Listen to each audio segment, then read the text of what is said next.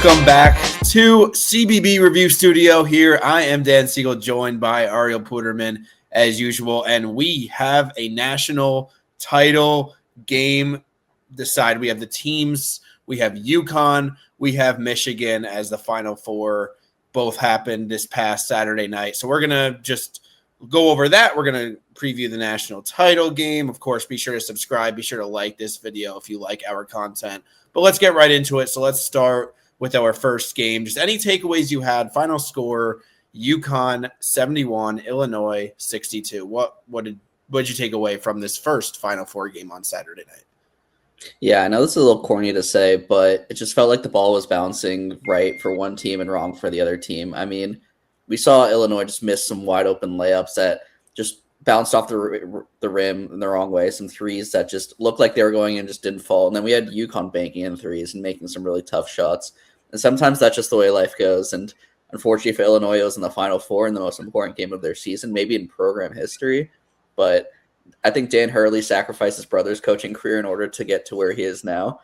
Because, look, these teams are pretty incredible, but I don't think anyone expected them to be in the championship game around when they lost to St. John's in the Big East championship. But lo and behold, they keep doing it. I think Dan Hurley is comfortably the best coach in college basketball right now. But, for Illinois, I would hang my hat on this season. This was a really great season for them, really great stepping stone, and a really interesting strategy that obviously paid off, just going with a lot of international guys, something that we have seen a little bit progress in college basketball as of late, but they're really the prime example of it working. So it'll be interesting to see if other teams kind of follow that step and if they can have the same success as Illinois. Yeah, a couple of things I want to note, of course, when Braylon Mullins, I believe the first couple shots for both teams were in and out off the rim. There's a lot of missed threes in the first couple of minutes. And then Braylon Mullins, I believe, got the scoring started with his first three to kind of bookend from, of course, the buzzer beater and the round before. So I think that was just significant, him getting going, and he hit 4 total threes in this game. Terrace Reed, not dominant, but I think he was the best player on the court. And, for Illinois, when you have a tough shooting night, there's not much of a backup plan. Your three-point attempt rate's nearly 50%. They were 35% from three on the year, so that's okay, pretty good. But they were 29% from three in their losses. So that's pretty much what defined it. And just a tough shooting night, but a great season overall. I agree. Next game, this one was probably notable in the sense that it wasn't so notable in the sense that there's not a ton to say, but final score, we had Michigan 91, Arizona 73. Needless to say, just an absolute dominant performance from the Wolverines. Adai Mara, just so impressive with his ability to control his body with his mobility at the size that he is. It's just insane. He had 26 points. Of course, Axel Landenborg will be a big storyline when we talk about the national championship game and preview that, because he still made his contribution, still hit some shots despite being injured. And again, we'll get into that and the implications of Monday night, but B, also being in foul trouble, right off the bat. And he still made his impact. But I don't know. I think we give so much credit to Michigan. At the same time, this was probably one of the 2 or 3 worst games that Arizona played all year, in my opinion.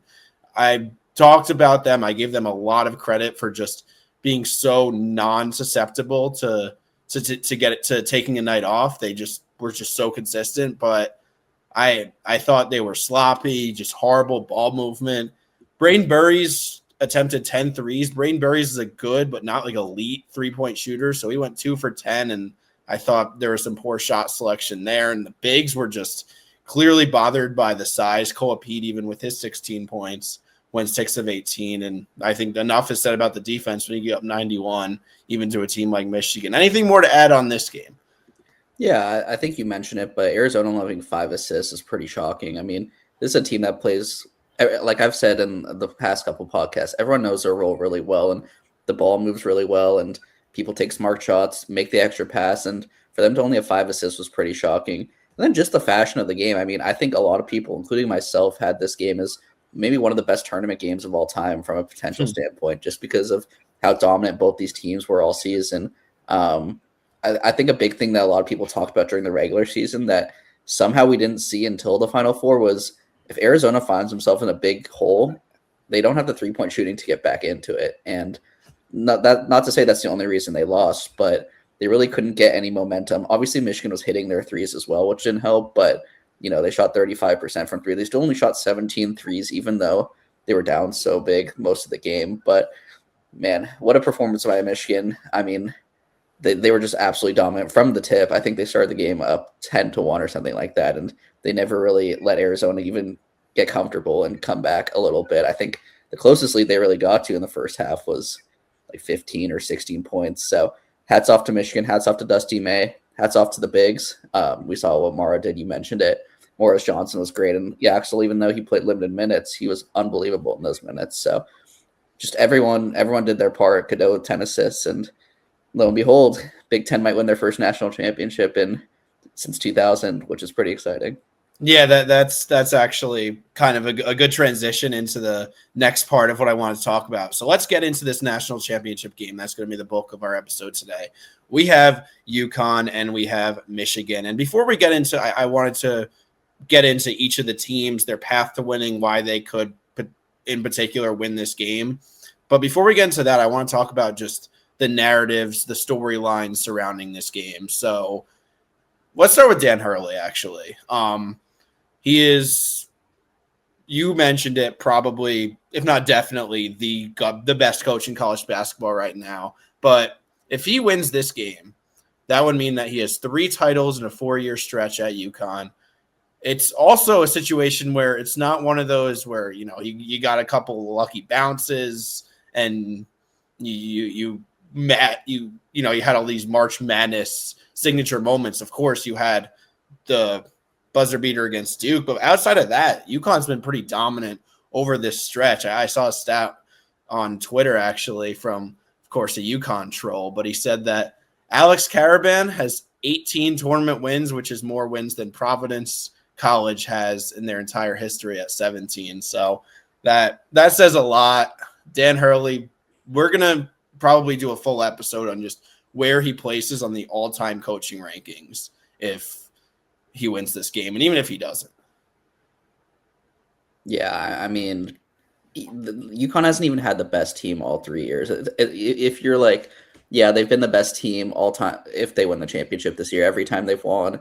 But they really have, I mean, that 1 year, they're probably the best team this decade. But the year they're the 4 seed, they definitely didn't have the best team. And then this year, I don't think anyone considers them the best team, maybe not even top 4. So the fact that he's still able to do this now, he's not like an 8 seed going on Cinderella runs, but still the fact he's able to do this in a tournament, the most inconsistent, luckiest tournament in all of college sports and all of professional sports, I'd argue. The fact that he's been able to get to this spot 3 different times in 4 years, it's remarkable. And besides Jay Wright, I don't know if we've had an obvious answer for best coach in college basketball like Dan Hurley since, I don't know, the 80s. It's crazy just what he's been able to do. And in such a competitive landscape of college sports, the fact that he's been able to get there time and time again with these rosters is just super impressive. Absolutely. And also another one, you mentioned it just before, is this would be the Big Ten's first title since Michigan State in 2000. It's kind of hard to believe. I mean, of course, I was looking back and trying to remember when the last time the Big Ten won a title, and lo and behold, I couldn't think of one, obviously, but like it's extremely hard to believe that hasn't happened. The Big Ten has been overall a top 2, top 3 at worst league over that stretch, and pretty much they've proven to be the best league in 2025 to 26. It would also be Michigan's first title since 1988 to 89, so they've done it before. But anything to add on like that storyline, or just anything else you wanted to add? Yeah, I mean, Michigan's carrying the Big Ten in terms of titles if they win it this year. The last non-Michigan team to win a Big 12 or Big Ten title was Indiana in 1987. I mean, UCLA won in 1995, but we're not counting that. But I mean, that's a long time, So it's crazy that the streak has been this long because, like you said, there's those Wisconsin teams that are really good. Michigan State's obviously been to a ton of Final Fours. Michigan's been to a couple championship games, but this is the closest they've been in quite some time. So it'll be really interesting to see if they break that streak. It's like on paper, it's the team that wins every time they make the Final Four versus the team that never wins a championship in their conference. Who should win? And it should be one, but a lot of people are leaning the other way. So I think that's pretty interesting. All right, let's get into these two teams. I want to start with UConn. UConn, I believe, is last time I checked 7.5-point dogs in this game. So they're the ones that are going to need a valiant effort in order to win this. What do you think of as far as your analysis of UConn, why they could win this game? What would need to happen that's outside the norm for them to win this game? Yeah, I think the big thing is that they win in these situations. What is it? 6 Final Fours, 6 national championships. They don't lose in the Final Four. They don't lose in the national championship game. Every time they've made it, they've won, which is insane because I don't know how many coaches can say that they've done that. But that and just the discipline they have, the great play calling, the experience they have. They've got a guy like Caravan who has been honestly pretty poor the last couple of games, but he knows what it's like to play in this game, something that no one else on the court can say. You got Terrace Reed, who's an experienced big. He went to Michigan. He knows he didn't. I don't think he was there when Dusty May was there, but he knows the Michigan system and how important it is for him to get his revenge. You got all these guys who just are super mature for, their age, like Silas Demery as a guard, Solo Ball as a guard if he plays. So I wouldn't count them out. I think 7.5's a lot. I could see them definitely getting blown out, but Hurley's a smart guy and he knows how to win. So I don't think he's going to give it up that easily. Yeah, a couple things I wrote down. Of course, I think UConn needs to play in the half court. They need to be able to run their sets. They're not going to be able to get run off the court. And, if the game is more fast-paced, it obviously favors Michigan. It's pretty logical. They're the fast-paced team. UConn's a slow-paced team. But I think especially here where UConn has had their tournament dominance by just executing their stuff so much better than they have in the regular season and in the Big East tournament. I think Caravan, you mentioned it, like he's going to have to hit those shots. Every game he seems to get like 4 or 5 good looks, just being a stretch 4 that could play in that Dan Hurley system. You're going to get your looks, and he's got to knock them down. That's going to be huge. I think it will be Terrace Reed by far his toughest job this season. But I think ultimately Michigan will have their scoring runs. Those scoring runs are pretty inevitable. UConn needs to just be consistent, stick to their game plan, and they can't fall behind early. I think if they fall behind early, it might be good night in a similar sense that it was to the Arizona game. Of course, UConn might be a team a little bit more equipped to come back from a deficit compared to Arizona. I mean, we saw them do that against Duke, but the difference is Duke played with their food a little bit. I don't see Michigan playing with their food and letting a team back in. So first 8 minutes will be, of course, huge. But let's get into Michigan. So I think the first storyline with them is Yaxel Landeborg. And I'm sure you've heard after he got injured in that Final Four game, his agent, I believe maybe like the medical staff was trying to convince him, trying to tell him like, you can't come back in there. And he was like, screw you. Like I'm going back in. And that speaks to the mentality that he has. So there's zero doubt that he's going to play on Monday. But the question is, you let it sometimes with those injuries, not that I'm a doctor, but of course you let it, sit for a night. The adrenaline runs off. Like maybe it gets a little bit worse. I don't know what his full status as far as what percentage health he is. Is he 60%? Is he 40%? Is he 80%? I think that plays a huge role. We can't speculate on that, but he's a big time player. Yeah, absolutely. I mean, he's probably the best player on the court, him or Terrace Reed. I guess you can argue Mara, but I think it's Yaxel, and I think it'll be interesting to see how they use him. Like you mentioned, he's going to play, but is he going to play 30 minutes? Can he play 30 minutes? And if not, do you use him in spurts? Do you use him situationally? I think that might be a good strategy for them if he really can't give it 100%. Besides that, just they were in a good spot when he got hurt. I mean, they were up pretty comfortably when he left the game, and even though he came back here and there to hit the 3 and get them some momentum, the game didn't really depend on him, and I don't think UConn will let that happen, like you mentioned, unless Michigan just starts off really hot. So for that reason, it'll be interesting to see what Yaxel's involvement is and if it'll matter, or if we're going to see a similar situation to the Arizona game where he's more of a role player than the main part of the team. Yeah, and there's one thing I want to say about UConn. The way I think they realistically lose this game is just like poor ball security. It's a lot of turnovers. I think Elliot Cadeau is a huge factor in that. He had like a very weird game, a lot of assists, a lot of field goals, and a lot of turnovers in that Final Four game. That's partly the Elliot Cadeau experience, but I think between him and then of course Michigan, between Yaxel and a lot of their bigs and wings, they like to have players of all positions be able to dribble and make plays and dribble the ball up the court. And I think if UConn could figure out how to make that uncomfortable, that will be their path to winning, even though I said I want them to play in the half-court setting. I think that's important for them on defense because Michigan's not a great ball security team. UConn's also kind of not a great aggressive turnover defense. So I think that is basically how I analyze it. But yeah, I mean, anything on that first off, and then we'll get into our predictions. Yeah, that was actually my next point. UConn have only 4 turnovers against Illinois now. Illinois doesn't really steal the ball too many times. I think they were like last in all of college basketball, but 4 turnovers in a game is really impressive. And even though Michigan was so dominant, they still have 13 turnovers.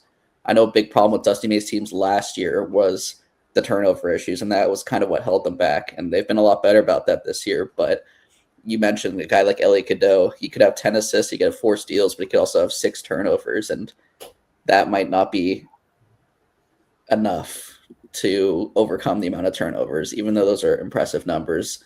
So can Michigan win the turnover battle? Can they keep it close? I think that's going to be a big question, and if they can, then I think they can run away with this. All right, prediction time. We've said how we think each team could win, but what do you think will actually happen? Where would you put your money if this was a betting podcast, I guess? Yeah, I hate to bet against Dan Hurley because he knows how to win these games, but I've said it all season long. Only one team can win the national champion, and that's Michigan. And they've just been so dominant. Their size is just so overwhelming. I hope you can't hear that alarm in the back. But, yeah, I got to go with the Wolverines here. They're just too dominant. And Dusty May, one of the best young coaches out there, he gets it done. Yeah.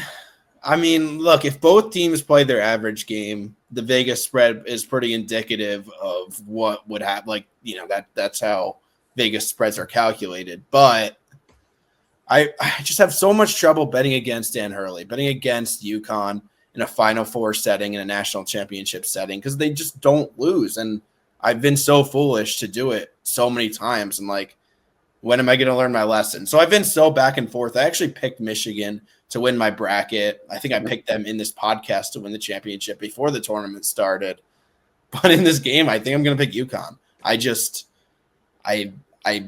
think that in a situation like this, in a 40-minute setting, that Dan Hurley and UConn and just history repeating itself. I think that Dan Hurley's going to get it done, come up with a game plan, and man, like I'm almost like playing the safe pick here, even though I'm picking the 7.5-point underdog, because I don't want to come onto this podcast later this week and be like, oh, I just picked against UConn again, and they just won their 3rd title in 4 years. So that's just kind of how I'm feeling. Anybody can win this game, right? It's a 40-minute setting. I don't think Michigan's that much better than UConn. UConn is also, I complained about some of their execution issues before the NCAA tournament. They've taken it up to another gear. I think their offensive just execution, their offensive sets and playmaking has been a lot better. And yeah, I'm picking them to win this game. 10 years ago, 2 blowout Final Four games, and the championship game ended in a Chris Jenkins buzzer beater. So hopefully we see that again. Hopefully we see that again. I think we need that more than anything. I don't think this has been a bad NCAA tournament. There's maybe not been all the Cinderella chaos. There's been plenty of good gameplay. I think there's been a much better gameplay than last year, at least in the first 2 weekends. But yes, I'm hoping for that. But we will be back after the NCAA tournament, after the championship, to recap everything we saw, and then tons of fun off-season content planned, transfer portal, coaching carousel, you name it. So be sure to subscribe, be sure to like this video, and help us get our name out there and just circulate our content. We appreciate that. But For Ariel Puderman, for Dan Siegel, we are signing off here on CBB Review Studio.